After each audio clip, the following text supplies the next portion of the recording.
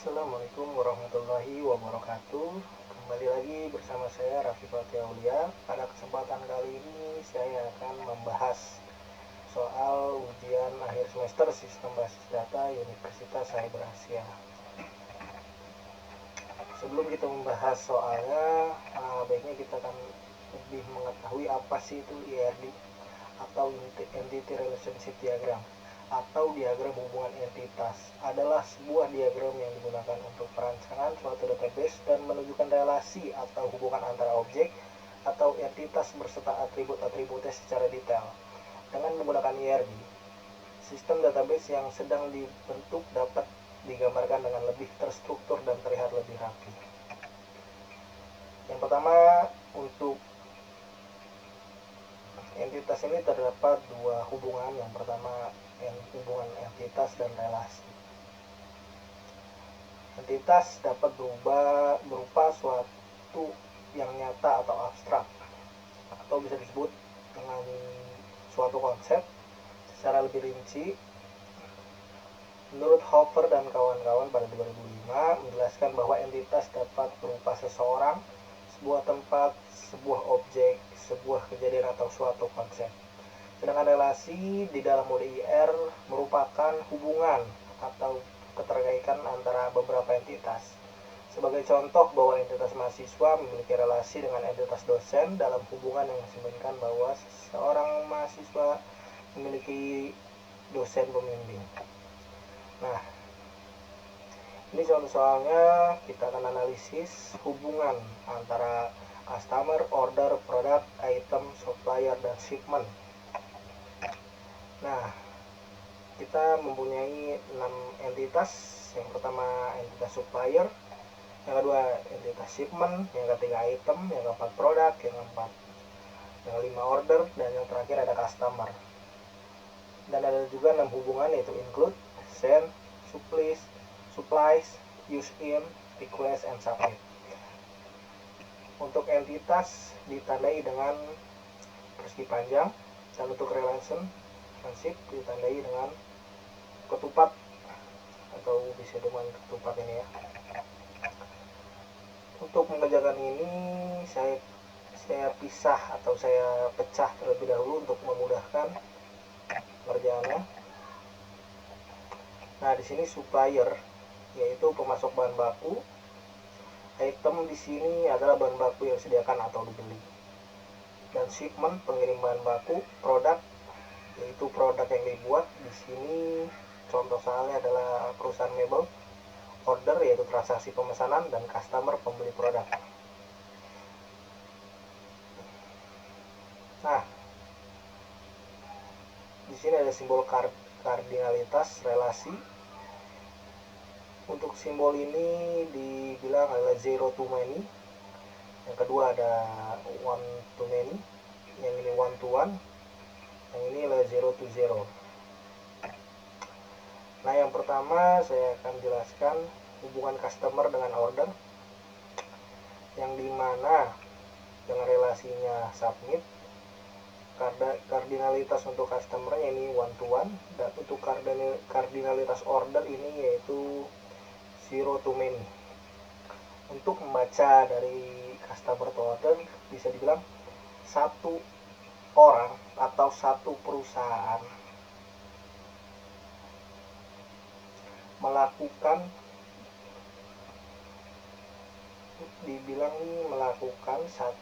mungkin saja tidak melakukan pemesanan, atau mungkin melakukan satu atau lebih dari satu orderan atau pemesanan. Jika dibalik dari order ke customer, kita membacanya seperti ini: setiap pesanan pasti dipesan oleh satu customer atau satu perusahaan. Untuk yang kedua, dari relasi produk ke order.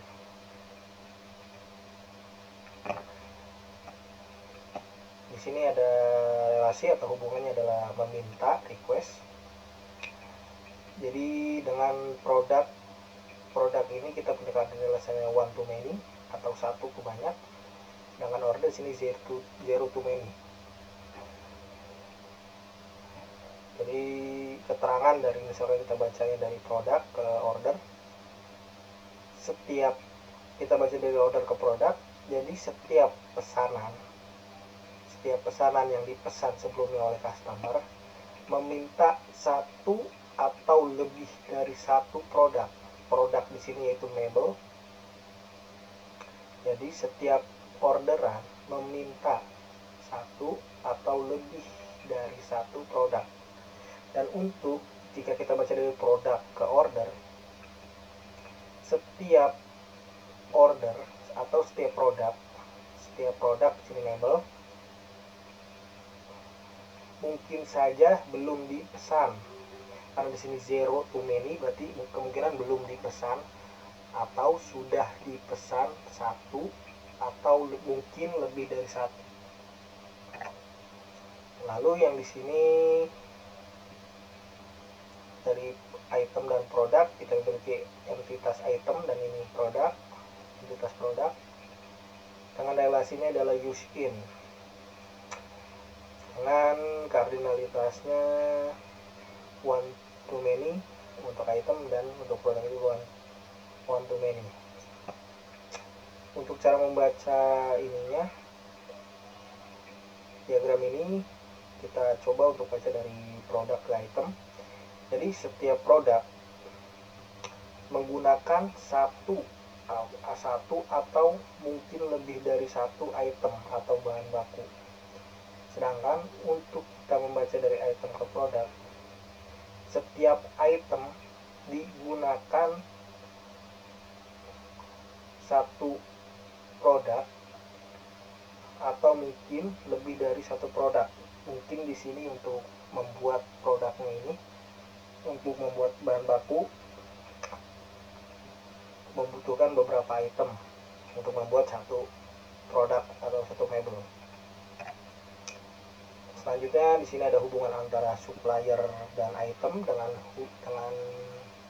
relationnya supplies.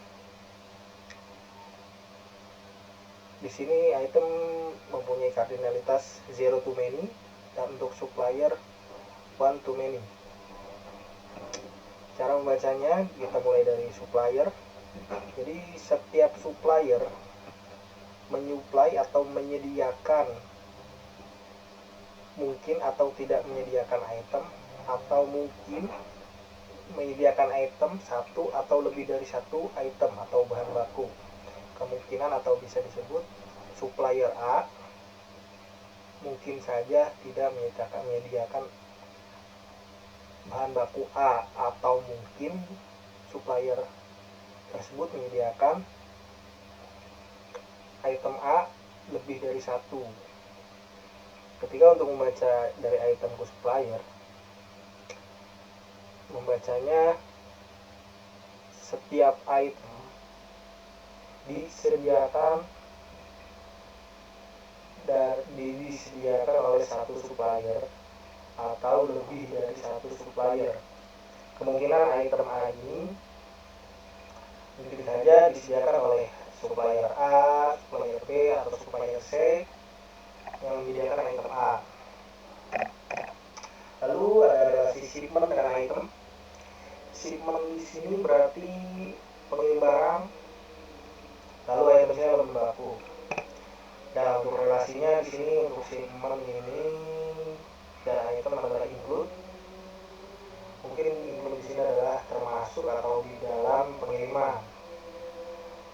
Nah, untuk kardinalitas shipment ini ada zero to many dan untuk item ada one to many. Untuk membacanya dari shipment ke item, setiap shipment atau setiap kurir atau pihak pengiriman mengirim satu atau lebih dari satu bahan baku. Jadi setiap pengiriman pasti ada bahan baku yang dikirim. Nah, untuk membaca dari item shipment, membacanya setiap item atau satu item mungkin tidak ada dalam pengiriman atau ada pengiriman satu atau lebih dari item.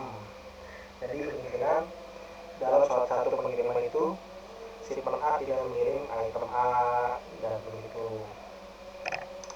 Nah, lalu ada relasi atau hubungan antara produk dan order. Di sini saya ganti. Di sini ada